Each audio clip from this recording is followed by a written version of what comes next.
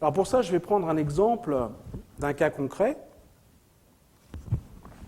et on va essayer de le faire de manière interactive. Donc ce cas concret, en fait, c'est celui que j'ai vécu moi-même, puisqu'en fait, c'est le sujet de la dernière société dont j'étais le dirigeant. Et cette société était positionnée sur cette problématique. D'accord ? Le cahier de laboratoire. Est-ce que tout le monde sait ce qu'est un cahier de laboratoire dans cette salle ? Il y en a qui ne savent pas, peut-être ? Bon, ceux qui savent, levez la main. Ceux qui en ont déjà vu, levez la main, plutôt. Voilà, il y en a quand même une demi-douzaine, hein, c'est pas mal. Voilà, donc je fais un petit rappel pour les autres. Un cahier de laboratoire, c'est un cahier papier. Hein, on a un exemple ici sur cette image. C'est un cahier papier qui permet en fait aux chercheurs de documenter leur expérience. Alors, pourquoi c'est important ?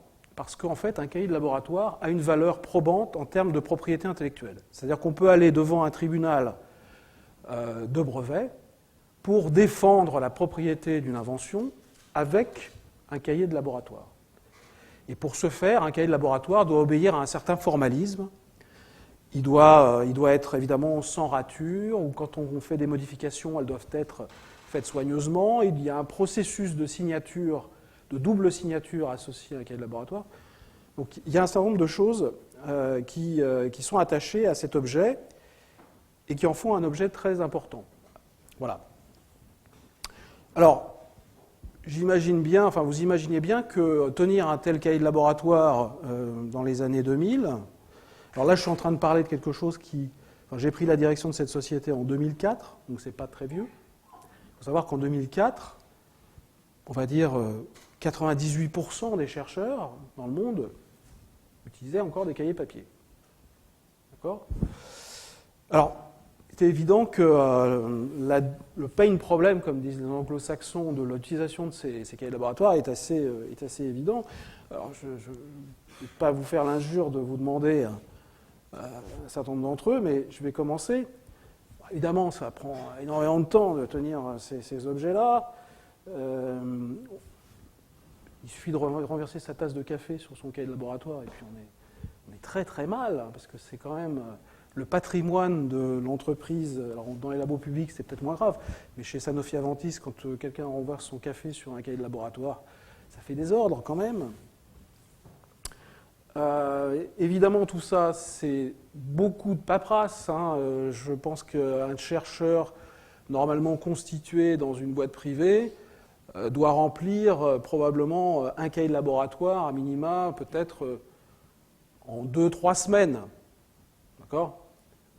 Donc vous imaginez la quantité de cahiers de laboratoire qu'il faut stocker, qu'il faut archiver, qu'il faut conserver sur des longues périodes, puisqu'en fait, il faut évidemment assurer une défense de sa propriété intellectuelle sur des périodes qui peuvent être de l'ordre de 10 ans, hein, donc c'est quand même assez long. J'ai fait une expérience il y a 2 ans. Comment je fais pour savoir ce que j'ai fait, comment je cherche dans le corpus des informations et des expériences du passé, c'est absolument impossible. Donc, je suis obligé de refaire constamment les mêmes expériences. Imaginez en chimie, par exemple, parce que ça va être un des sujets clés. J'ai fait une expérience il y a 3 ans. À l'époque, il n'y avait pas le catalyseur qui allait bien, mais je suis incapable de récupérer mon expérience d'il y a 3 ans pour voir... si aujourd'hui elle fonctionnerait ou pas, quelles étaient les conditions expérimentales, est-ce que j'ai des nouveaux matériels qui me permettent de faire autre chose.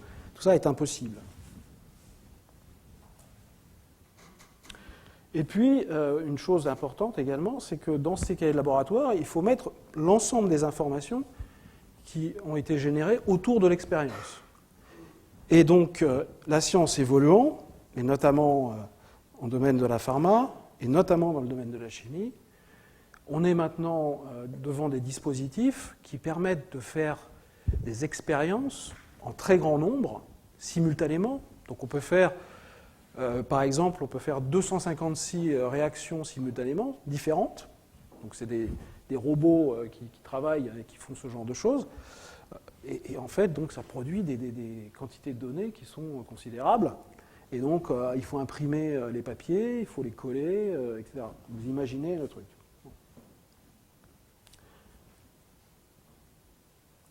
Donc, on peut se dire que informatiser un truc pareil, c'est une évidence.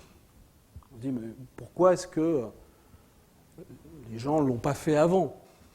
Pour faire une application, l'innovation, c'est quoi? C'est de faire une application tout simplement. Ça paraît tout bête.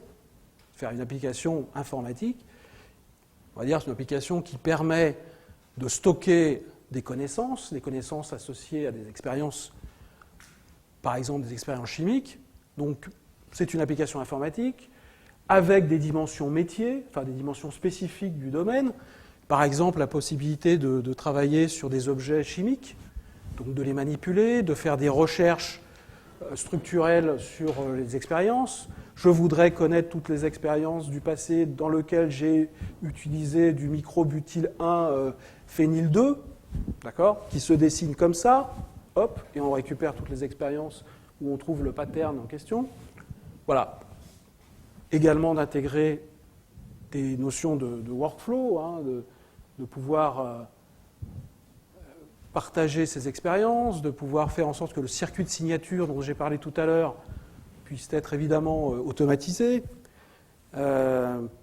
permettre des workflows entre différents services, parce que par exemple dans les laboratoires des groupes pharmaceutiques, donc qui étaient mes clients, hein, les tâches sont relativement segmentées, c'est-à-dire qu'il y a des gens qui font de la synthèse, chimique, qui essayent de trouver des manières de produire des molécules.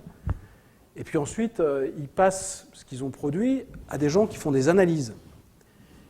Et ces gens leur disent ensuite qu'est-ce qu'il y a dans le jus qu'ils ont produit.